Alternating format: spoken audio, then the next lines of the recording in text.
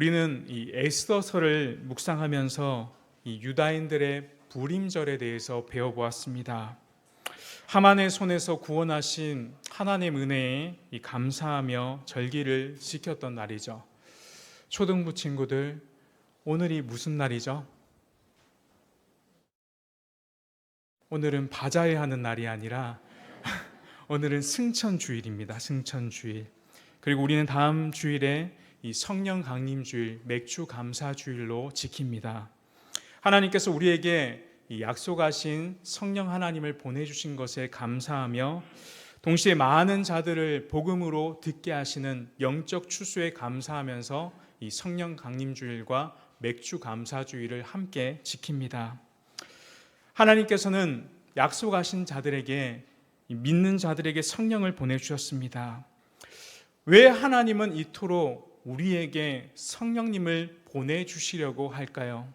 오늘 성령님 최고의 선물이라는 제목으로 말씀 들으면서 성령님에 대해서 배워보도록 하겠습니다. 그래서 오늘은 첫 번째고 다음 주에 김영훈 목사님이 성령님에 대해서 투로 설교해 주실 것입니다. 첫째, 하나님은 최고의 선물을 약속하셨습니다. 하나님은 최고의 선물을 약속하셨습니다. 하나님은 왜 이토록 우리에게 성령을 주시고 하고 싶어 하실까요? 그것은 하나님을 알고 그분을 잘 섬기도록 하기 위함입니다. 왜냐하면 성령 하나님은 모든 것을 통달하시며 모든 것을 다 아시는 하나님의 영이십니다. 하나님은 그분이 사랑하시는 자들에게 성령을 허락하셔서 하나님에 대해서 알도록 원하신다라는 것입니다. 그럴 때 우리가 하나님을 바르게 알고 그 하나님을 바르게 섬길 수 있는 것입니다. 여러분, 성경에서 사람의 본분은 무엇이라고 말씀하고 있습니까? 청소년부, 사람의 본분은 여호와를 경외하는 것입니다. 사람의 가장 중요한 책임과 의무는 하나님을 두려워하고 그 하나님의 말씀에 순종하는 삶을 살아가는 것입니다. 우리가 하나님께서 무엇을 원하시는지를 알고 그 뜻대로 살아가는 것만큼 큰 복은 없습니다. 따라서 우리가 하나님을 아는 것은 그 하나님에 대해서 전부를 아는 것과 같습니다. 왜냐하면 그분이 모든 만물의 근원이 되시기 때문입니다. 그럼 우리는 하나님을 알기 위해서 그 모든 것을 통달하시는 그 성령 하나님이 우리 가운데 계셔야 하는 것입니다. 하나님은 자기 백성에게 이 영을 부어주시려고 아브라함과 언약, 약속을 맺으셨습니다. 하나님은 당신의 영을 영원 전부터 주시기 원하셨지만 인간에게 직접 계시해 주신 것은 아브라함 때부터였습니다. 바울이 아브라함과 하나님과 창세기에 맺었던 그 언약을 통해 오늘 본문에서 하나님께서 우리에게 성령을 약속해 주셨다라고 말씀하고 있습니다. 오늘 본문 13절 말씀을 다시 보면 바울은 예수께서 자기 백성을 속량하시려고 십자가에 죽으셨다라고 말하고 있습니다. 여러분, 속량이 무엇입니까? 청소년부, 속량이 무엇이죠? 대가를 대신 지불해서 이 자유함을 얻는 것을 속량이라고 말합니다. 그 예수님의 죽음이 바로 아브라함의 복이 온 세상 이방인에게까지 미치게 하기 위함임을 이야기하고 있습니다. 그러면서 이방인에게 미칠 아브라함의 복이 무엇입니까? 바로 자기 백성을 속량하시려고 예수님이 십자가에 죽으셨는데 그 예수님의 죽음이 바로 아브라함의 복으로 온 세상 이방인들에게까지 증거된다라고 오늘 말씀하고 있는 것입니다. 여러분, 아브라함에게 하나님께서 약속하신 실질적인 복은 무엇입니까? 하나님께서 아브라함에게 초등부, 하늘의 뭐와 같이? 별과 같이, 땅의 모래와 같이, 그리고 하나님께서 땅을 약속해 주셨습니다. 그때 아브라함의 나이가 100세이고 사라는 90세였습니다. 여러분, 인간적인 상황으로 볼 때는 어떻습니까? 불가능해 보이는 상황입니다. 그럴 때 성경은 아브라함이 하나님을 믿었다라고 기록하고 있습니다. 아브라함이 하나님을 믿었다. 하나님은 그 아브라함의 믿음을 보시고 의롭게 여겨주시고 복을 주신 것입니다. 그리고 한마디 더 덧붙이시죠. 내가 너와 내 후손의 하나님이 되어 주겠다. 아직 아브라함의 자녀가 태어나지도 않았는데 하나님은 약속하십니다. 내가 너와 내 후손의 하나님이 되어 주겠다. 여러분, 얼마나 큰 복입니까? 아브라함의 복이라는 것은 아브라함처럼 하나님의 약속을 믿는 자는 누구든지 하나님의 자녀가 되고 하나님이 영원히 우리의 하나님이 되어 주신다는 복을 주신다고 약속하시는 것입니다. 그래서 바울은 그 율법의 저주로부터 속량하시려고 나무에 달려 죽으신 그 예수 그리스도를 믿음으로 하나님께서 약속하신 성령을 받게 된다라고 말씀하고 있는 것입니다. 바로 믿음으로 하나님의 자녀가 되고 믿음으로 성령을 선물로 받는 것입니다. 하나님은 이미 영원 전부터 자신의 택하신 백성들에게 아브라함의 언약과 같이 성령을 주시는 그 약속이 지금까지도 이어지고 있는 것입니다. 그래서 아브라함의 언약과 약속은 결국 무엇입니까? 성령 하나님이라고 할 수 있습니다. 아브라함의 언약과 약속은 성령 하나님이십니다. 우리가 성령을 받을 때 하나님에 대해서 알 수 있고 하나님께서 알려주시는 오묘한 뜻을 깨달을 수 있는 것입니다. 여러분, 초등부에게 한 번만 더 질문하겠습니다. 성령이 우리 안에 계실 때 우리는 누구를 깨달을 수 있죠? 하나님 맞는데 더 분명하게 예수 그리스도를 믿을 수 있고 그 예수님이 하신 말씀을 깨달을 수 있는 것입니다. 그리하여 하나님을 경외하며 그 하나님을 더욱더 잘 섬길 수 있도록 우리에게 성령을 주시는 것입니다. 그런데 아브라함과 하나님께서 약속을 하셨는데 그 약속 이후에 예수님이 오시기 전까지 약 2000년이 넘는 시간이 흘러버렸습니다. 그런데 하나님과의 약속을 사람들이 많이 잊어버리기 시작한 것입니다. 그래서 하나님은 잊을만 하면 선지자를 통해서 또 말씀을 주시고 또 잊을만 하면 선지자를 통해서 말씀을 주시고 그래서 우리를 말씀을 통해 성령 하나님을 깨닫도록 하신 것입니다. 이사야 44장 3절 말씀 우리 같이 한번 읽어보겠습니다. 이사야 44장 3절입니다. 시작.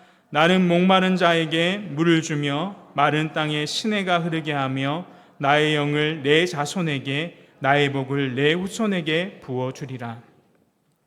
하나님은 목마른 자들에게 물이 필요하듯이 나의 영을 부어주겠다라고 하시며 다시 한번 아브라함과의 언약을 기억하도록 하시는 것입니다. 바로 하나님의 영 성령님은 우리의 이 땅의 굶주림과 우리의 목마름을 해결해 주실 수 있는 유일한 영이십니다. 여기서 하나님은 나의 영을 자기 백성에게 주시는 것을 바로 복이라고 말씀하시는데 바로 믿는 자의 최고의 복이 무엇입니까? 성령 하나님이 우리와 함께 하시는 것입니다. 성령 안에 우리가 거할 때 우리의 목마름과 우리의 굶주림이 해결되는 것입니다. 그래서 신약의 예수님을 통해 또 성령님에 대해서 이렇게 말씀해 주십니다. 여러분, 예수님은 야곱의 우물에서 사마리아 여인을 만나셨습니다. 그리고 대화를 나누시죠. 여러분, 인생의 목마름을 겪고 있었던 이 여인에게 예수님은 이와 같이 말씀하십니다. 요한복음 4장 10절 말씀입니다. 예수께서 대답하여 이르시되 내가 만일 하나님의 선물과 또 내게 물을 좀 달라 하는 이가 누구인 줄 알았다면 내가 그에게 구하였을 것이요 그가 생수를 내게 주었으리라. 예수님은 영혼의 갈증을 느꼈던 이 여인에게 이렇게 말씀하셨습니다. 하나님의 선물이라고 하면 그 여인에게 선물이 무엇입니까? 바로 생수를 내게 주는 것이라고 말씀하고 있습니다. 그러면서 주님이 한마디 더 덧붙이시죠. 13절에서 14절 말씀 같이 한번 읽겠습니다. 시작.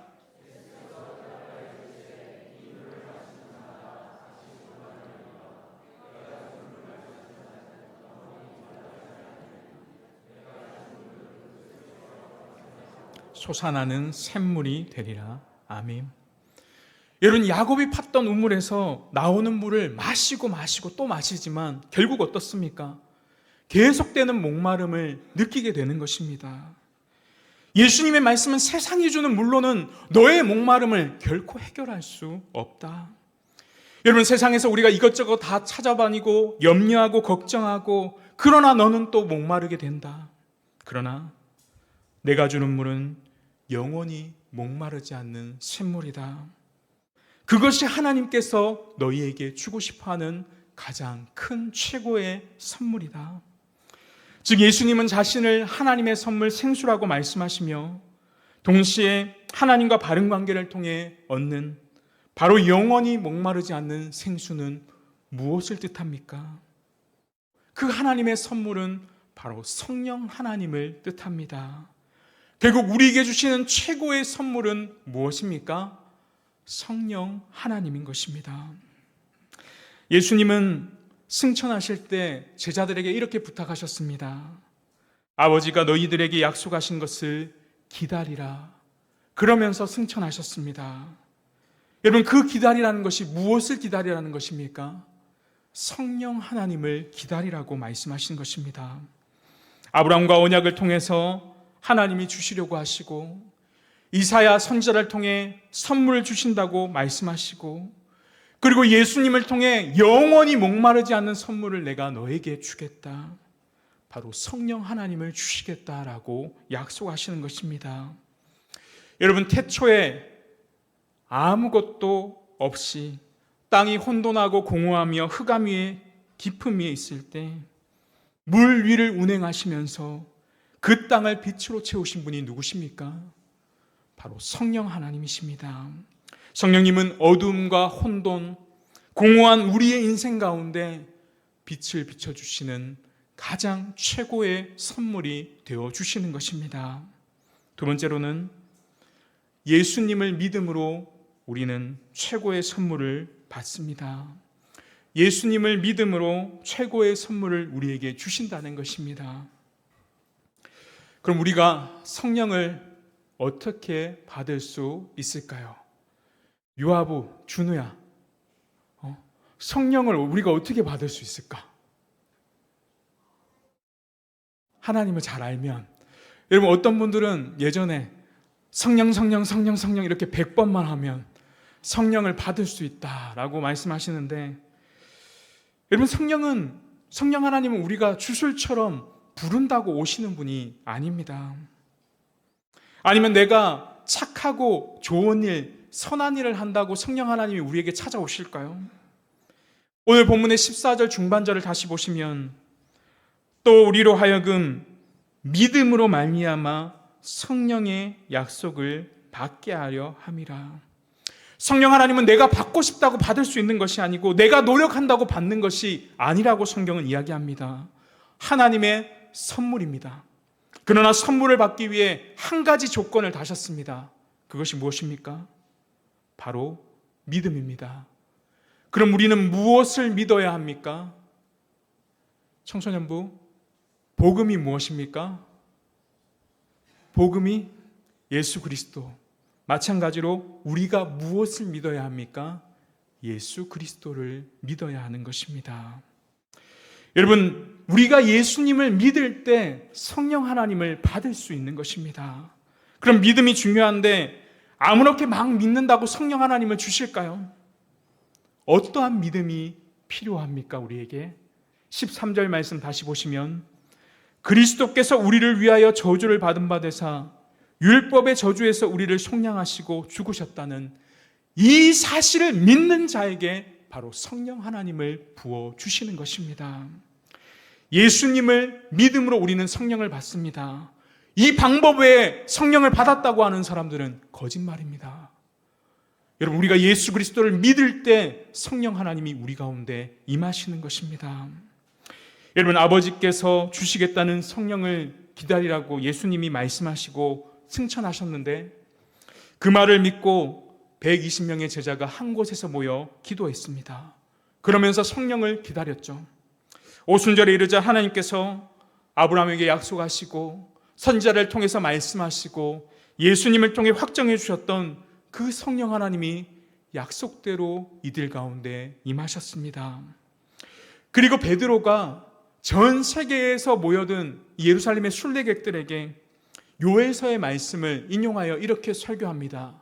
요엘서 2장 28절 29절 말씀 같이 읽겠습니다. 시작.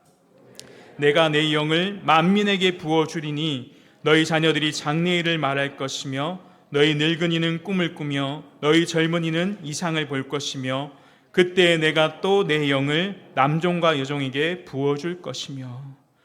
결국 마지막 때가 이르면 내가 성령 하나님을 너희에게 백성에게 부어주시겠다라는 약속입니다. 그 약속이 이 사도행전에서 이루어진 것입니다. 베드로는 지금이 그때다라고 말하면서 십자가에 못 박힌 그 예수님을 하나님께서 주와 그리스도가 되게 하셨다. 그렇게 설교할 때 사람들의 마음이 찔리기 시작합니다. 그러면서 어떻게 고백합니까? 우리가 어찌할꼬? 그럴 때 베드로가 이렇게 말합니다. 사도행전 2장 38절입니다. 베드로가 이르되 너희가 회개하여 각각 예수의 이름으로 세례를 받고 죄사함을 받으라. 그리하면 성령의 선물을 받으리니.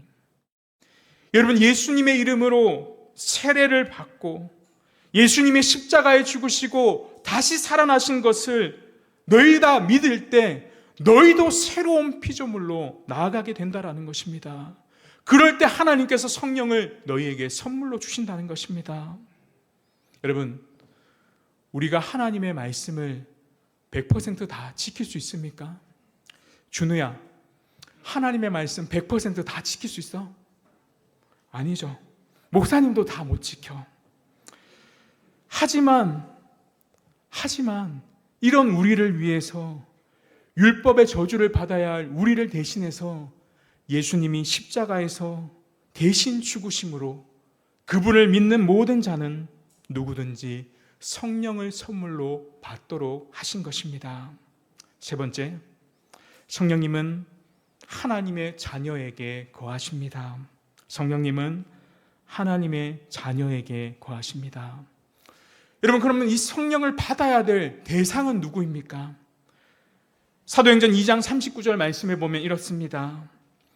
이 약속은 너희와 너희 자녀와 모든 먼데 사람 곧 주 우리 하나님이 얼마든지 부르시는 자들에게 하신 것이라 하고, 여러분, 유대인뿐만 아니라 먼 데 있는 이방인까지도 이 성령이 주어질 수 있다라고 말씀합니다. 바로 하나님께서 부르시는 자들, 하나님께서 아브라함에게 약속하신 이 복음이 온 땅 두루두루 살피면서 하나님께서 부르시는 모든 자들에게 성령을 주시겠다라고 약속하시는 것입니다. 여러분, 이것은 베드로의 설교뿐만 아니라 우리가 잘 아는 사도 바울이 어떻습니까? 여러 편지에서 고백하면서 뭐라고 고백합니까? 성령을 선물로 받으라라고 말씀하고 있습니다. 결국 성령을 받는 자는 어떤 자입니까? 하나님의 영으로 인도함을 받는 자를 이야기합니다. 성령을 받는 자는 다른 자들이 아니라 하나님의 영으로 인도함을 받는 사람이 성령을 받는 자입니다. 여러분, 하나님께서, 이건 청년들한테 한번 물어볼게요. 시험에 들 수도 있는데, 하나님께서 구원받는 자들을 영원전부터 미리 정하셨습니다. 이것을 청년들 무엇이라고 합니까? 죄송합니다. 맞아요. 어렵다고 마음 어려워하지 마시고, 뭐죠? 예정입니다. 하나님의 예정. 하나님께서 하나님의 영을 우리 마음 가운데 보내주셔서 아빠, 아버지라 우리를 부르도록 인도하셨습니다. 하나님께서 당신의 영을 우리 가운데 부어주셔서 우리 안에 성령으로 고백하게 하셔서 하나님을 아버지라, 하나님을 나의 주, 나의 왕으로 모시고 살아가도록 하셨다는 것입니다. 이 고백을 할 수 있도록 하는 것은 내가 고백하는 것이 아니라 누가 고백하도록 만드시는 것입니까? 성령 하나님이 고백하도록 만드시는 것입니다. 그래서 우리가 성령 받았다고 말할 때 내가 주체가 아니라 누가 주체가 되어야 합니까? 성령 하나님이 우리의 주체가 되셔야 합니다. 그래서 성령 받았다고 할 때 내가 받았다고 말하는 사람은 거짓말입니다. 하나님께서 우리에게 성령을 주셔서 우리가 성령을 통해 예수님을 믿고 고백하도록 만드시는 것입니다. 로마서 8장 14절에서 15절은 이렇게 기록하고 있습니다. 함께 읽겠습니다. 시작. 무릇 하나님의 영으로 인도함을 받는 사람은 곧 하나님의 아들이라. 너희는 다시 무서워하는 종의 영을 받지 아니하고 양자의 영을 받았으므로 우리가 아빠 아버지라 부르짖느니라. 아멘. 하나님의 영으로 인도하심을 받는 사람, 그 사람은 곧 뭐라고 고백하고 있습니까? 하나님의 아들이다. 여러분, 성령님을 보내주시겠다는 하나님의 약속을 믿으십니까? 여러분이 마땅히 받아야 할 율법의 저주를 대신해서 예수님께서 대신 십자가에 죽으시고 살아나셨다라는 것을 믿으십니까? 하나님께서 예수를 주와 그리스도 되게 하셨다는 그 말씀을 믿으십니까? 아까 읽은 사도행전 22장 38절의 말씀 다시 한번 보면 베드로가 이르되 너희가 회개하여 각각 예수의 이름으로 세례를 받고 죄사함을 받으라. 그리하면 성령의 선물을 받으리라. 우리가 회개하고 예수의 이름으로 세례를 받고 죄사함을 받을 때 성령을 선물로 받는 것입니다.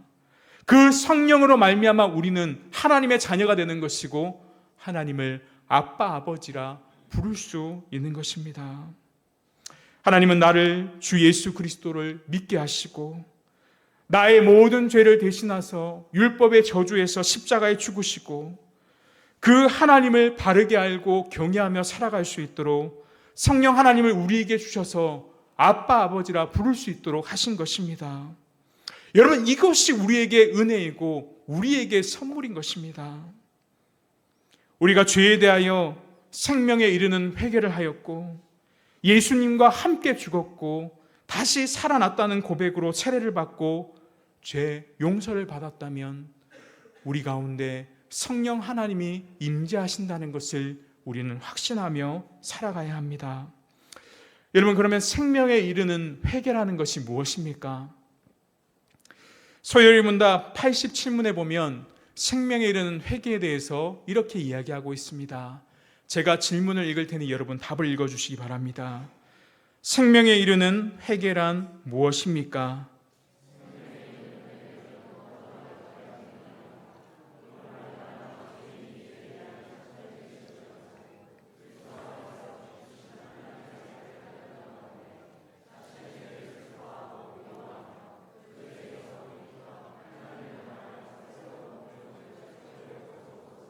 또 그것을 위하여 노력하는 것이다.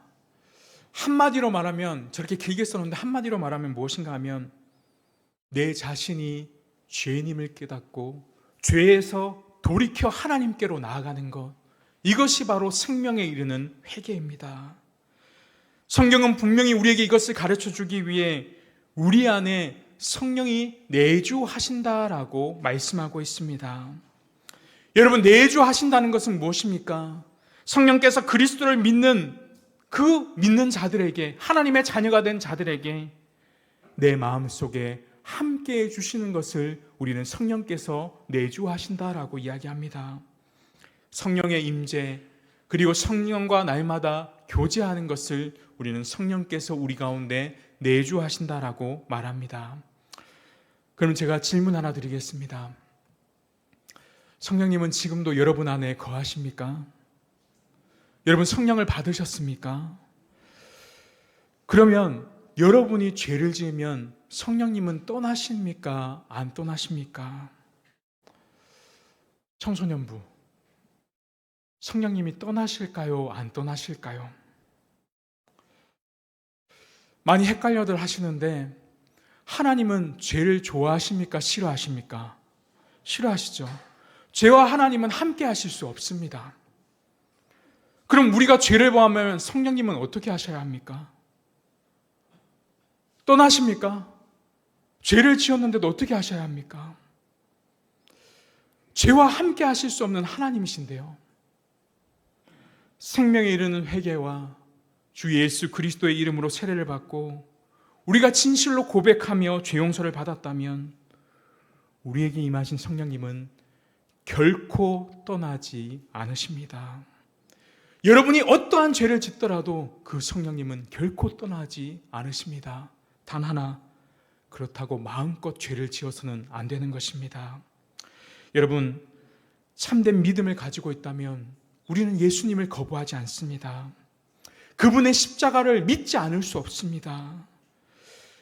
우리 중에 성령을 체험했다고 말하는 분 중에 성령님이 내 안에 계시는데 당신이 죄를 지으면 성령님께서 그 죄를 싫어하시고 그 성령님이 떠나시고 그 자리에 뭐가 들어옵니까? 마귀가 들어와서 너희를 혼란스럽게 하고 괴롭게 하고 마귀가 역사하셔서 너희 마음속엔 성령님이 계시지 않는다. 그러니 너는 구원도 못 받고 천국도 못 들어간다.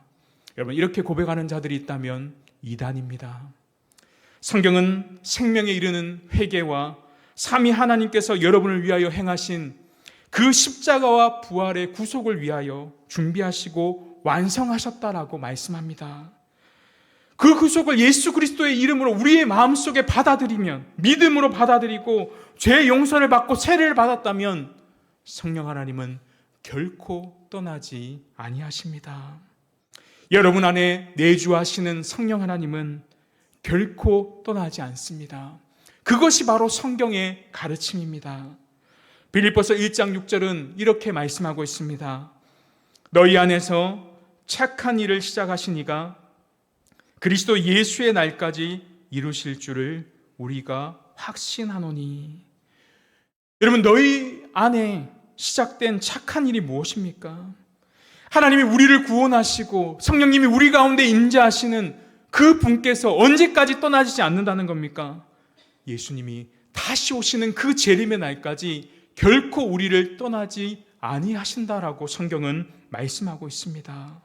성령이 우리 안에 계신다면 지금부터 예수님이 다시 오시는 그날까지 결코 우리 가운데 떠나시지 않습니다. 로마서 8장 11절은 이렇게 말씀하고 있습니다. 예수를 죽은 자 가운데서 살리신 이의 영이 너희 안에 거하시면, 성령이 너희 안에 거하시면 그 이후에는 어떻게 되겠습니까? 로마서 8장 34절에서 39절 말씀, 우리 이쯤 되니까 잠이 오시는 것 같은데 같이 한번 읽겠습니다. 시작. 누가 정죄하리요? 죽으실 뿐 아니라 다시 살아나시는 이는 그리스도 예수시니 그는 하나님 우편에 계신 자요 우리를 위하여 간구하시는 자시니라. 누가 우리를 그리스도의 사랑에서 끌으니요? 환난이나 공고나 박해나 기근이나 적신이나 위험이나 칼이랴. 기록된 바 우리가 종일 주를 위하여 죽임을 당하게 되며 도살당할 양같이 여김을 받았나이다 함과 같으니라. 그러나 이 모든 일에 우리를 사랑하시는 이로 말미암아 우리가 넉넉히 이기느니라. 내가 확신하노니 사망이나 생명이나 선사들이나 권세자들이나 현재일이나 장래일이나 능력이나 높음이나 깊음이나 다른 어떤 피조물이라도 우리를 우리 주 그리스도 예수 안에 있는 하나님의 사랑에서 끊을 수 없으리라. 아멘.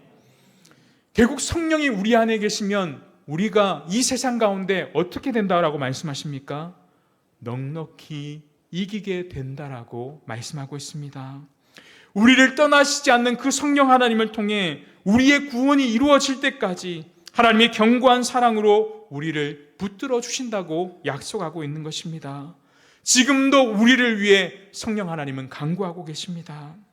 우리가 지은 죄를 안타까워하시며 다시 회개하고 그리스도의 십자가와 부활을 바라보도록 하신다는 것입니다. 그러므로 우리에게 다시 한번 하나님의 자녀임을 깨닫도록 하시는 것입니다. 여러분, 성령님이 우리 안에 거하시면 우리가 죄를 싫어하고 미워할 수밖에 없습니다. 왜 그렇습니까? 주님의 거룩하심을 닮아갈 수밖에 없기 때문입니다. 하나님이 가장 좋아하시는 것, 하나님이 가장 원하시는 뜻대로 살기 위해 노력할 수밖에 없는 것입니다. 근데 우리는 어떻습니까?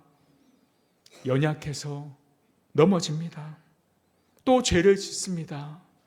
그런데 그럴 때마다 우리가 해야 할 것은 간구하는 것입니다. 성령님, 저를 다시 한번 일으켜 주십시오. 성령님, 우리를 떠나지 않으시고 마지막 영화에 이르는 그날까지 우리가 예수 그리스도를 날마다 닮아가는 성화의 삶을 이루어갈 수 있도록 우리의 삶을 붙들어 주십시오. 이렇게 기도하며 성령 하나님께 나아가는 것입니다. 말씀했습니다. 하나님은 말씀하신 대로 우리에게 약속하신 성령님을 부어주셨습니다. 성령의 내주하심으로 우리는 하나님의 뜻을 더 잘 깨달아 알 수 있게 되었습니다.